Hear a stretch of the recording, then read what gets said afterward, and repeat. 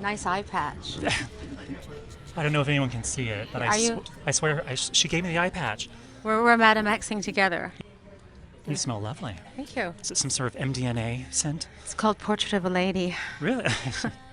I know. A girl can dream.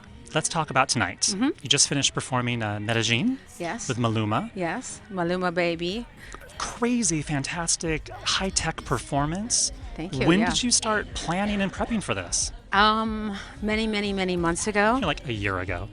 No, it wasn't a year ago, but it's a long time ago because the technology had to be explained to me and I couldn't figure it out. I kept saying, no, wait a minute, let's get this straight. And there were options. Mm-hmm. So, there's augmented reality, there's virtual reality, there's combinations of the two, but they take a lot of time and preparation and filming and So much. How long were you in rehearsals specifically for this to get all the dance moves down? And Well, rehearsals for the personas on the green screen, Yeah. a couple of weeks. Mm-hmm. And then rehearsals for the actual performance by myself without Maluma, a couple of weeks. And then with Maluma, about a week, yeah. Okay. And Medellin is the first sort of taste of new music from the Madam X album. That is correct. I feel like there's more tastes coming before the main course. Am I correct in thinking that? There are. We're going to give you a little smorgasbord of A series of appetizers. delights, some appetizers from around the world, yes. Amazing. There's a Sway Lee track. Yes. Crave. Crave, yeah. Why did you want to work with Sway Lee? Because I think he's really talented. Of course. He is. I think he's a very good writer. I think he's a great singer. And he's so cute. Cute's important. Cute's important. Yeah, he has good energy. What was special about the track, and how did the track come to you? Was it a collaboration between the two of you I wrote writing the it? song with Stara, Okay. and it was something that I'd written when I first started putting the record together, and then I kind of put it on the back burner when I started working with all the musicians I was working with in Lisbon, and then I went back I went, wait, let me revisit all the first songs I wrote, and then I listened to Crave. And I thought I need to sing with a man on this song because it's a song about desire and longing, desire and longing. I liked the tone of his voice, Yeah. so I asked him to be on it with me. So it started off sort of as a solo song, and then you thought, Yeah. I need a male voice on here, a Yeah, counterpart. yeah. Was it hard for you to kind of narrow down the number of songs that you had going into the album, or did you kind of go into there with a concept of here are the specific tracks I want? No. I had no idea how many songs I was going to end up with. I just knew the record was born in Lisbon and was originally I worked with a lot of Portuguese musicians and sang several songs in Portuguese, and then it kind of expanded to different countries, to Brazil, to Colombia, and then interspersed, working with Mirwes, the French producer. Yes. So the song it's really a global album. Yeah.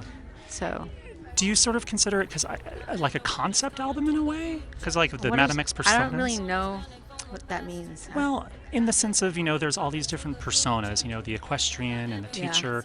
But they're all extensions of me anyways, because I do all those things. Right. I believe it or not, I do clean my house. So I consider myself a housekeeper. Really? And I ride horses, and I love it. And I can teach you how to do the cha-cha if you want. So I might fall it's over. saying that I am all these things, but also the other reason that I named the record Madam X is because it was a name given to me when I was 19 and I first moved to New York by a woman who I looked up to and admired, and she gave me that name because she said she couldn't recognize all my different personas because I kept changing the way I looked. So, and that was in the beginning of my career when I didn't think about who I should be or what I should be. I was experimenting. And so I felt like I had come full circle and gave the record that name because I'm in the same frame of mind. Does that make sense? Yeah. Who was the woman that gave you the name? Martha Graham. Good Lord. The of course. great Martha Graham. You went to her Do you dance? know? I danced in her school. Yeah. Yeah. Yeah. She was alive when I studied there, and I danced in Pearl Lang, who was one of her proteges' dance companies. You eventually met Martha Graham in person at some Yes, point later. Yeah. I did, and we met. She was mad at me, then she gave me the name Madam X, and then years later when I was successful, she asked me to give her an award. And we traded stories about those days when I was a bad girl. You're working with Mirwes on the album. He Yeah. produced Many other Medellin. tracks, yes. He produced other tracks as well. Yeah. What was it like going back and revisiting working with him after kind of a little bit? It was nice. It was refreshing because he's a real deep thinking, philosophical, existentialist intellectual, Yeah. and he likes to argue and debate. But do you like that in the pontificate. studio when you're writing? I do actually, Okay. because it provokes thought, which is rare these days, and then it gives you ideas for songs, and then you dig deep and you start to learn about characters. Like I have a song on the record called "Dark Ballet," which, believe it or not, is inspired by Joan of Arc. So when we were writing the song, we started doing all this research on Joan of Arc that I never knew about, and I learned things about her that I didn't know about beyond the broad strokes that everybody knows. Right. So things like that come up. Then we start studying filmmakers or philosophers or quantum physics or you name it. This totally translates to pop music, right? It does, It does. Eventually. Eventually. Yes. So somewhere in that pop music is deep metaphysical thinking. I'm assuming there's going to be a tour, maybe at some point. You're probably not allowed to say anything right now. It's been spoken about Okay. in such a deep way Okay. that I'm actually having production meetings. Okay. Yes. So it's probably happening. Yes. May I make a request? For a song that you want me to perform? Just to consider. Just a teeny one, a tiny one. A tiny one. What are you missing from the repertoire? Okay, so you've had 38 top 10 hits on the Billboard Hot 100 chart. That is a record. I'd like to have more. Well, we can work on that. You don't like me anymore. Lady, come on now. Man. No, you're my queen. Well, prove it.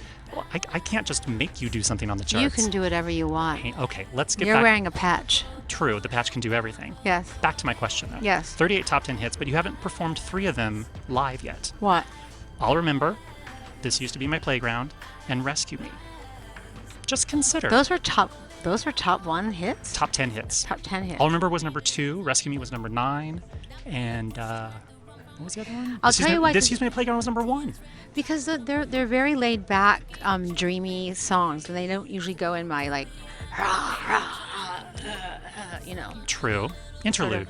I don't know. Rescue Me's kind of punchy. Rescue Me is kind of dope. All right. I'll consider that one. Thank you, Madonna. Okay, your love has given me hope.